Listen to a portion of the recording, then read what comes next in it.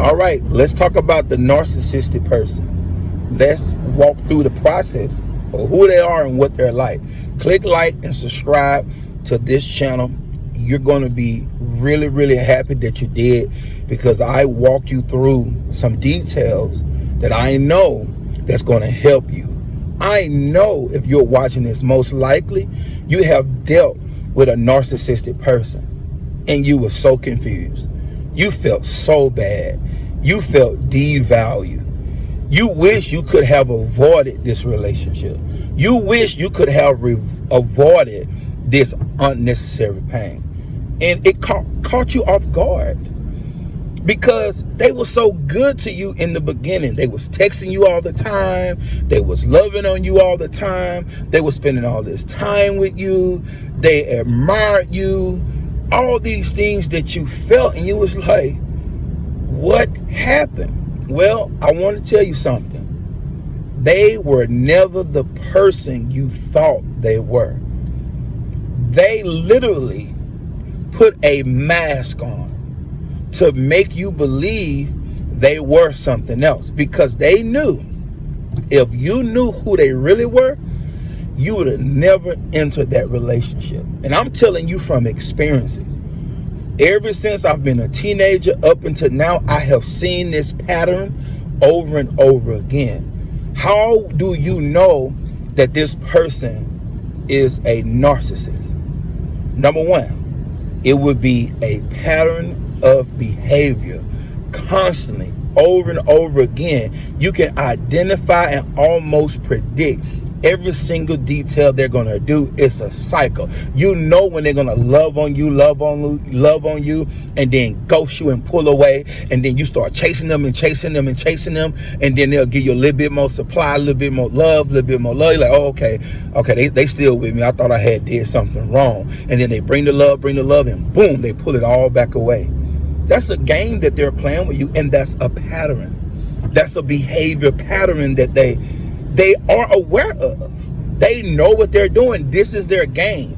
They want to get you hooked. It's like a drug.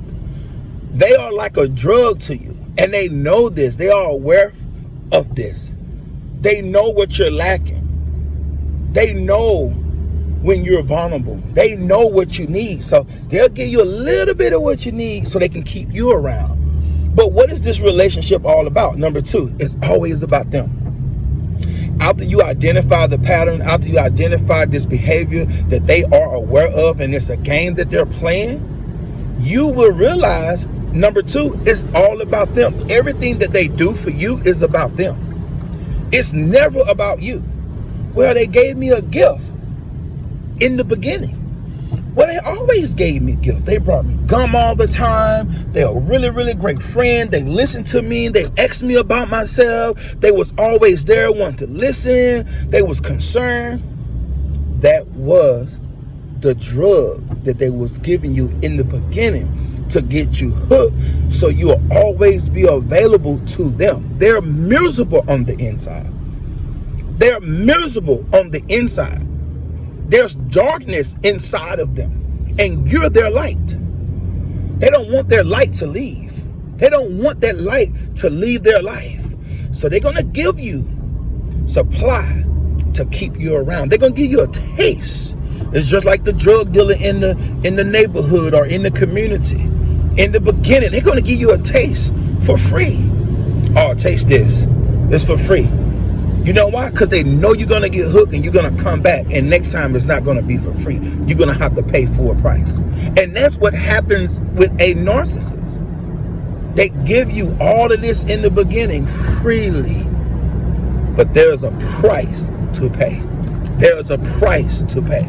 Number three, I want you to remember this.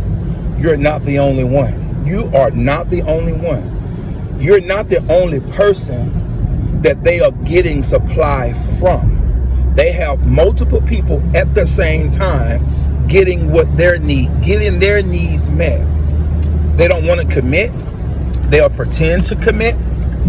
They'll pretend that you're the best. There is no other like you. You are the best of the best. They'll constantly compare you to the others that they are in relationship with.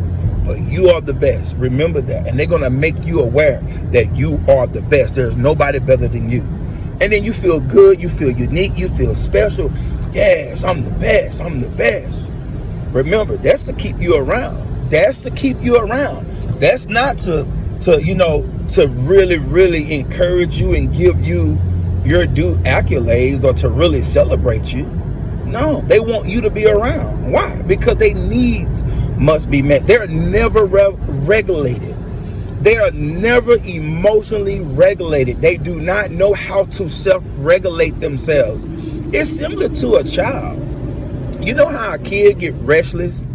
They eat, it's not enough. Oh, they fussy, they still fussy. You know, they're exhausted. They don't know how to rest. They don't know how to be at peace. That child don't know how to relax after a meal. That child struggle with self-regulating themselves. They constantly need their mom. They constantly need to be held. They constantly need to be fed. They constantly need attention. They constantly need to be in a rocking seat. They constantly need something from the parent. That's how a narcissistic person is as well. They always need you to reassure them. They will always need you to be there and to love on them and to adore them. You know why? Because, and here's the next trait, they have a high sense of importance, not a high sense of self. They don't know who they are. They struggle with their self-identity, but they actually feel that they're more important than you, that they're superior. They feel like, yes, I'm superior. Yes, I'm the best. I'm the best. Nobody look better than me. I'm amazing. I'm cute. I'm handsome. I'm sexy. I'm all of that. I'm fashionable. There's nobody like me. I'm the party. When I walk in the room, I'm the life of the party. When I walk in the room, it's about me. Everybody want to look at me. It's my personality. I make everybody laugh. Everybody listen to me. Without me, it's boring. You know why they do that? You know why they do that? Because they are highly insecure. Highly insecure about the way they look. Highly insecure about who they are because they really don't know who they are.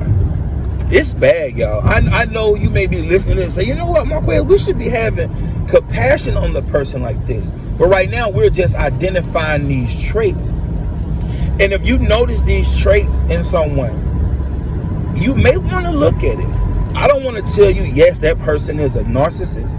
You have to decide that for yourself. But I will tell you, here's the traits of a narcissistic person. And you're aware, you already got that gut feeling that something's wrong. You know that. You feel it inside you. You're like, man, something is not right about this person. Something is not right about this person. Now, I also want to tell you this. Here's another trait. You ready for this? They're unstable. They go from job to job. They go from relationship to relationship. They don't maintain long-term relationships, and they don't maintain, oftentimes, long-term employment.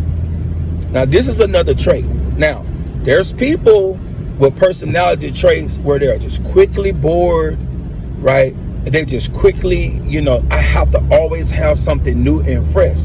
I want you to know that person may be a narcissist because they're constantly needing that newness. They're constantly needing that feeling of, I feel good, something is fresh, something is new and exciting, because they don't feel on the inside that joy and that love and that happiness and excitement inside of them. So they have to get it from the outside world. And that's another trait. They're constantly needing from the outside world, the external. They're constantly needing it from their appearance. I gotta dress good all the time so I can get attention all the time. I have to use charm all the time. They're very seductive. They're very sexually seductive. Why? Sex sells. Sex sells. Sex gives them attention. Because it's not about you, it's about them. All the time, 24/7. I. That's another trait. I feel like this. You know what I think? You know what I. And again, obsessively. obsessively. You know what it means to be obsessive. There's nothing wrong with sharing your thoughts. It's nothing wrong with saying what you believe, what you like. That's a good trait. But when it's excessive and they don't listen to anybody else and it's about them 24/7, something is wrong.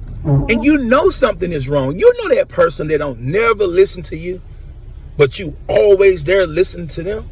You know that already. Click like and subscribe. If I have said something in this video that you identify with, leave a comment. Tell me your experience. Tell me what you think. Tell me how you feel about it. We're having a conversation, a dialogue, a discussion about this, and I want to hear your thoughts. I want to know what you feel about what your experiences are. I'm going to share one more experience that I noticed about these narcissistic people. One thing about a narcissistic person, they will manipulate you and gaslight you all the time. They will gaslight you just for the sake of gaslighting you. What is that? What is gaslighting? Making you doubt yourself and making you believe a lie. That is the simplest way I can explain gaslighting. They do it all the time and for no reason. Hey, how you doing? Where were you last night? Oh, man. Woo-hoo, man, I went out to the movies, man. It was a great movie. Oh, I just love that movie. And then they just change the subject. Wait a minute. What movie did you watch? Oh, man, tell me about... And they shift on you. They just gaslit you. They just wanted you to think they was at the movies because they don't want you to know about what happened last night. They don't want you to know about what happened. They don't want you to know how boring their life is. They don't want you to see how miserable that they are. They don't want you to see that nobody really cares about them because they run everybody off out of their life. They cut everybody off. They don't want you to realize that, so they gaslight you so you won't notice that. People who know them already know that's how they are. You know, they back and forth all the time. They just have these overcoming sensations. I've experienced this with people. They have this overcoming sensation that they don't want to have nothing to do with nobody. Nope, everybody is off limits. They just want to be by themselves, have nothing to do with nobody. Now, there's nothing wrong with that, again, when it's not excessive, right?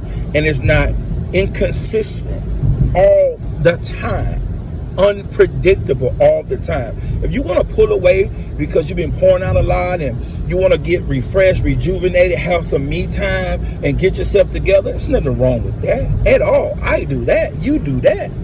But when it's excessive all the time, like a boomerang effect, and it just comes out of nowhere, they're gaslighting you. They're making you believe like, oh, I'm having me time. No, they just don't want to deal with you. They want to make a deal with the other person or another person who giving them what they need at the time, and they don't want to have nothing to do with you.